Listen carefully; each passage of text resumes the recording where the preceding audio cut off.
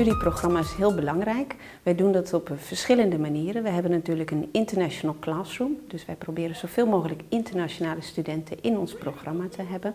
We doen dat ook door hele interactieve games te organiseren. Zo hebben wij het Sesame Game en dat wordt gespeeld, een simulatiegame, door studenten uit verschillende landen. Het regionale bedrijfsleven profiteert ervan dat onze studenten die brede blik hebben, dat zij in staat zijn om in hun werk ook nieuwe markten aan te boren, omdat zij weten waar het te vinden is.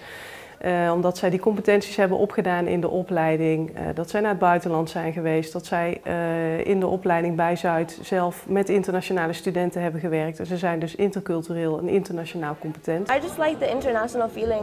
There's a lot of different international students here, and you also have contact constantly with people from all over the world. So I really like that. I want to work for the European Union, and so it's good to have studied in another European country. I think it must be very interesting for the Dutch students, to be honest.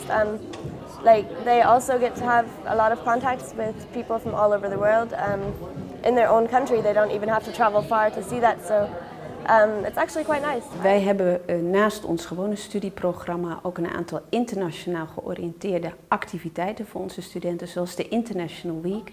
Verder hebben we ook extracurriculair taalonderwijs voor onze studenten, dat wij aanbieden naast hun gewone studie. Studenten komen in een wereld die mondiaal in elkaar zit. Globalisering zit in elk vakgebied. Of je nou docent bent of dat je in een bedrijf gaat werken.